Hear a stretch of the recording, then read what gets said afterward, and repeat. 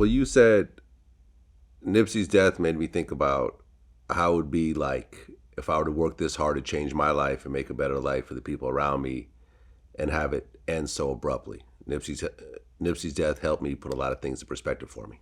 Yeah. Yeah, I mean, it ended abruptly, exactly how you said.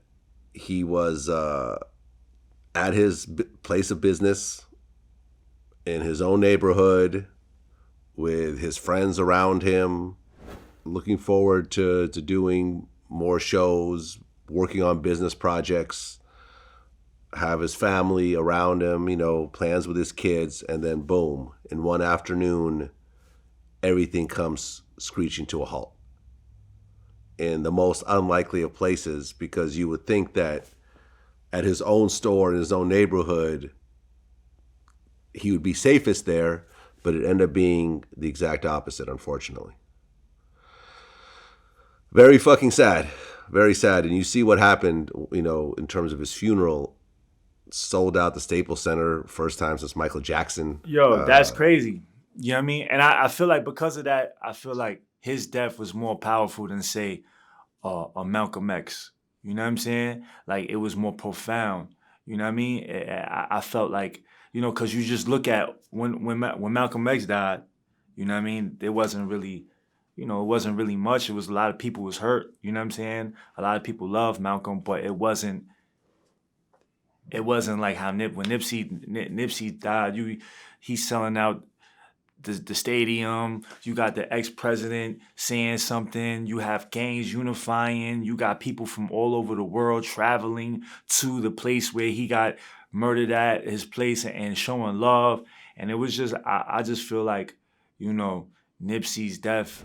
I just feel like it's powerful, like, and it's great for our generation to see something like that, because the last person that had that type of effect, you know what I mean, was like, say, a Malcolm or Martin, and that was a long time ago. You know what I'm saying? So for somebody to stand for something positive and stand for the community, to have this happen. And like I said, like, I feel like, yo, it's a sad thing. You know what I'm saying? Nobody wants to see anybody go. You know what I'm saying? It's always sad when it happens like that.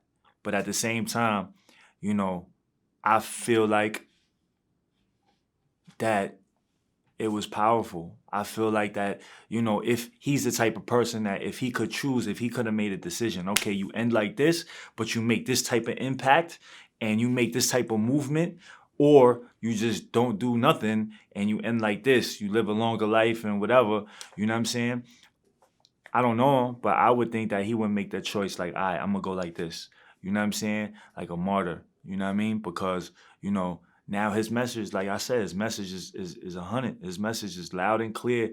And I feel like it's gonna affect other artists, other people of the community, of that community, other communities, how they're like living and how they're like pushing their music and whatever else they're pushing, like me. You know what I'm saying? Like, his death made me realize a lot of things, like, you know what I'm saying, just the message that I'm pushing, and it made me, kind of critique certain things and take a deeper look into what I'm doing and how I'm affecting not just me but everybody else. So, you know, and I recently released a song and a video called Prolific, which was definitely, inspired by Nipsey, you know what I'm saying, about that situation. Because I understand, like, I'm not comparing myself to Nipsey, you know what I mean, by no way, but I understand that it could be me any day like that, you know what I'm saying? And I pray to God that don't ever happen, you know what I'm saying? But it could be, you know what I mean? And what would we say? It could be you, it could be any of us, you know what I'm saying? What would we say if we was in that position? You know what I'm saying? What would be the last word? What would be the most important thing going through our mind? If we could do one thing, like one thing at that point when we're about to die, what would that thing be? You know what I'm saying? And that's a reminder to all of us that whatever it is that we would be saying when we're dead, that we wish we could do that one thing, that's what we need to do every day. You know what I'm saying? That's what we need to do every minute. You know what I mean? So, it was a reminder.